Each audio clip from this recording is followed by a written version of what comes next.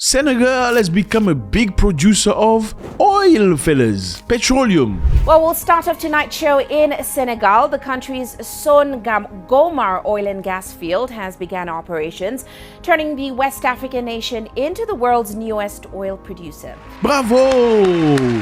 Yeah, for the very first time, Senegal has broken through this massive market. So they've started producing oil, about 100,000 barrel of oil per day. That's a lot. That's massive. That's gigantic.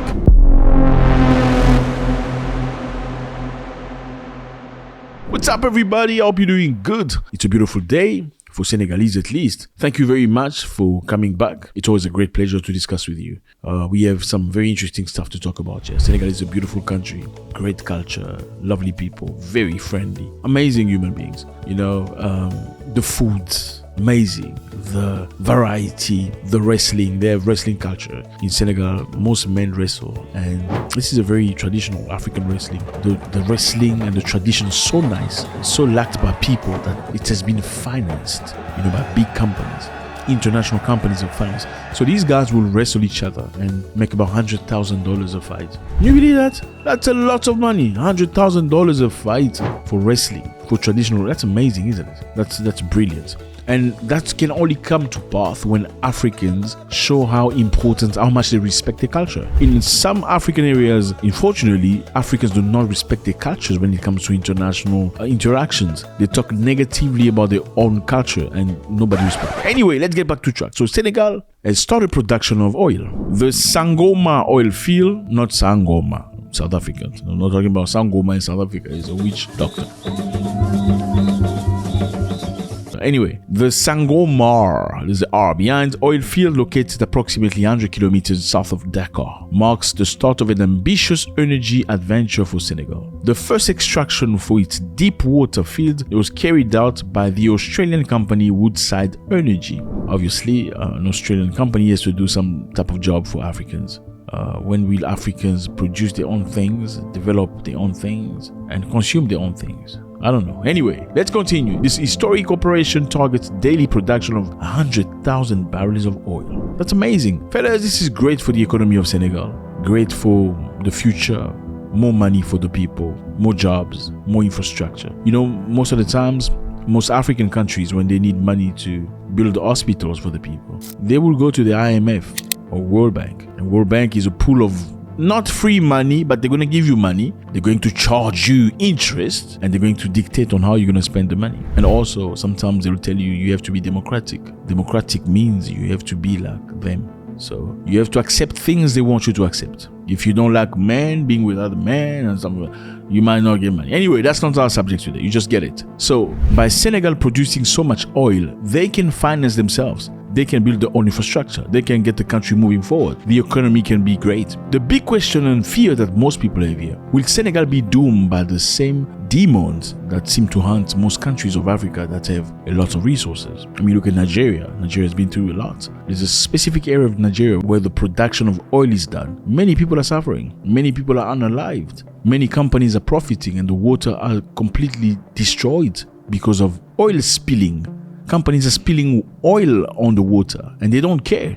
And many people of that area of Nigeria are perceived as the enemy, but they don't feel they are the enemy of Nigeria. They feel like some people in Nigerian governments are profiting, are making money out of oil, while completely ignoring the people that own the land that produces the oil.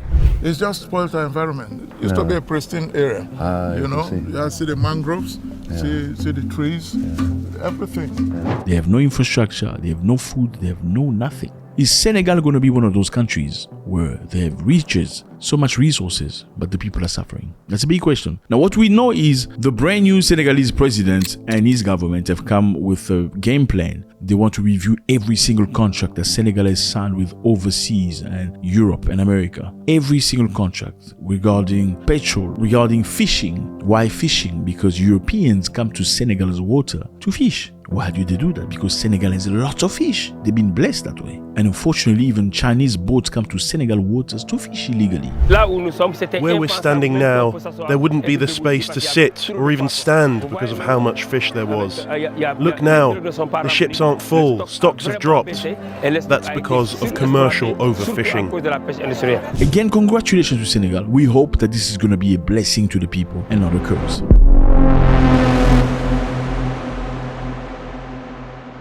Now we're going to Niger, talking about oil. We all remember Niger is a beautiful country. Here's a map. Landlocked country, meaning it doesn't have port to the sea. Like Senegal, Niger discovered plenty of oil. But unlike Senegal, they have to export it to another country because their oil is not on water but inland. Niger had an agreement with Benin to allow them to export their oil to different places. But unfortunately, Niger and Benin fell off. For context, the current government in Niger is composed with military personnel. The leader, Abdourahmane Tiani, is a soldier that took power by force by toppling the previous president named Mohamed Bazoum. Now, Mohamed Bazoum was not hurt. He was just kept in house arrest until things changed. Things could have gone very differently for him, but on this instance, they kept him alive, him and his family. However, 6 Nigerian soldiers were killed in an attack on Sunday while protecting an oil pipeline to neighboring Benin, according to the Niger army.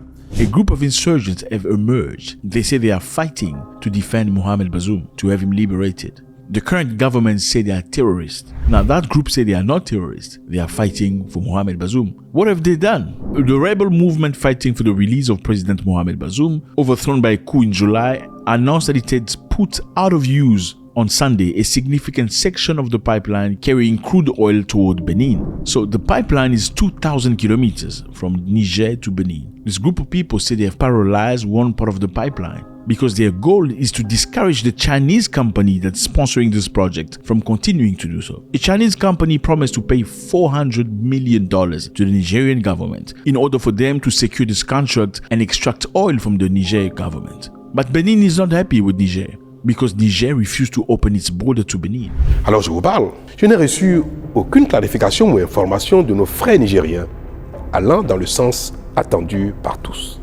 Mieux, le président Tiani n'a pas reçu le ministre Adambi, que j'ai pourtant expressément chargé de lui remettre ma lettre d'apaisement et d'invite au rétablissement de la fraternité et de la libre circulation des personnes et des biens entre le Niger et le Bénin. And why does Niger refuse to open its border to Benin? Because Niger believe that French soldiers are hiding in Benin and their goal is to execute things that these people have just executed. Now, are these people so-called the Patriotic Liberation Front terrorists, or are they just some group of people manipulated by France with the goal of destabilizing Niger? Big question, and I want you to respond to this. And this takes us back to Senegal. Will Senegal be doomed to relive the same type of drama and curses that many African nations that have riches, oil, gold, diamonds seem to be living continuously? Let me know how you feel about this. It was a great pleasure. And do you believe these people are guided by themselves or they are directed by somebody else, somewhere else? I want to know from you. God bless.